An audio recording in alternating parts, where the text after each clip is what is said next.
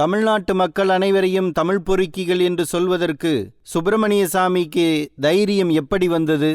தமிழ்நாட்டின் எந்த தொகுதிகளில் நின்றாலும் 13 ஓட்டுகளுக்கு மேல் வாங்க முடியாத சுப்பிரமணிய சாமியை அகில இந்திய பிஜேபியின் தலைமை அலுவலகத்தில் நரேந்திர மோடி உட்கார வைத்திருப்பதன் மர்மம்தான் இந்த தைரியத்தின் பின்னணி.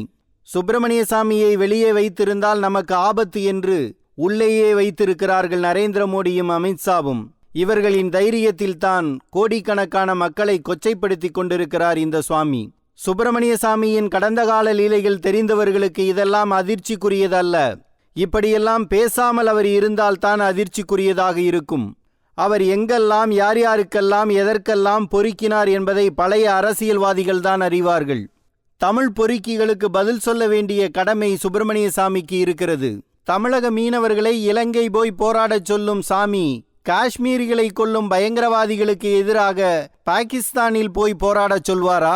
ஜனதா கட்சியில் இரட்டை உறுப்பினர் முறை கிடையாது என்று சொல்லி RSS உறுப்பினர்களை கட்சியை விட்டே வெளியேற்றிய சுப்பிரமணிய சாமி இன்று பிஜேபியில் நுழைந்ததன் மர்மம் என்ன?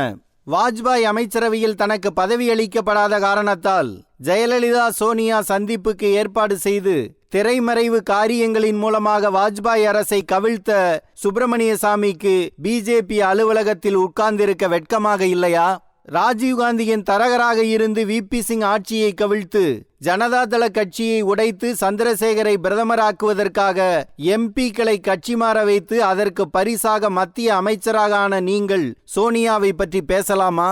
சுப்பிரமணிய சாமி சந்திரசேகரின் அமைச்சரவையில் இடம்பெற்ற போது அவரை இஸ்ரேல் ஏஜென்ட் என்று பகிரங்கமாக குற்றம் சாட்டியவர் சரத் யாதவ். சுவாமி இந்த அமைச்சரவையில் இடம்பெற்றிருப்பது இந்தியாவுக்கு ஆபத்தானதாகும் என்று சரத் யாதவ் சொன்னதற்கு மறுப்பே சொல்லவில்லையே ஏன்? TN சேஷன் தான் எழுதிய புத்தகத்தில் ராஜீவ்காந்தியை கொன்றது இஸ்ரேல் நாட்டு சதி என்று நான் சுப்பிரமணிய சாமியிடம் சொன்னபோது அவர் கோபத்தில் என் மீது எரிந்து விழுந்தார் என்று எழுதியிருப்பது உண்மை சம்பவமா சுவாமி?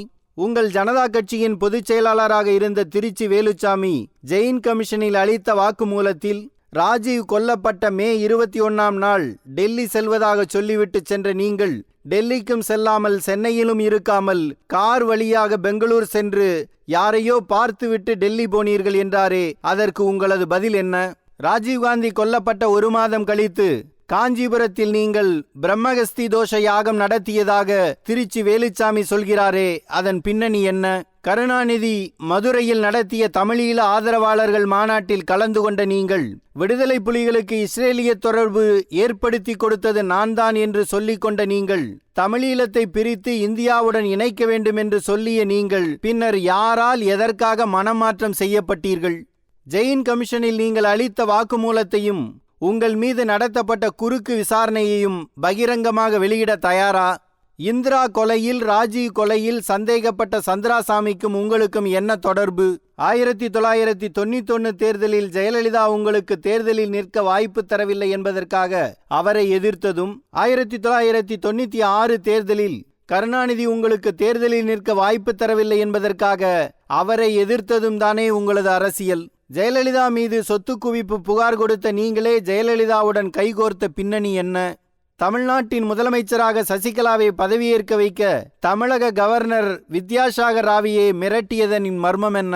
ஜெயேந்திரரா சசிகலாவா என்ற சண்டையில்தானே ஜெயேந்திரர் மாட்டிவிடப்பட்டார். ஜெயேந்திரருக்கும் நடராஜனுக்கும் ஒரே நேரத்தில் உங்களால் நல்ல பிள்ளையாக எப்படி இருக்க முடிகிறது? தமிழக மீனவர்களின் படகுகளை நான் தான் பிடித்து வைக்க சொன்னேன் என்றால் நீங்கள் இந்திய பிரஜையா சிங்கள சிப்பந்தியா? எடப்பாடி பழனிசாமி தமிழ்நாட்டில் சிறப்பாக ஆட்சி நடத்துகிறார் என்றால் உங்களுக்கு படியளப்பது எடப்பாடியா? நீங்கள் சில ஆண்டுகளாகவே 2G பற்றி பேசுவதே இல்லையே ஏன்? இந்த கேள்விகளுக்கெல்லாம் உங்களால் பகிரங்கமாக பதில் தர முடியாது. இப்படிப்பட்ட உங்களிடமிருந்து தமிழ் பொறுக்கி என்ற வார்த்தை வருவது வசவு அல்ல, பெருமைக்குரிய பட்டம்தான். இத மாதிரி மோர் வீடியோஸ்க்கு விகடன் டிவி சப்ஸ்கிரைப் பண்ணுங்க.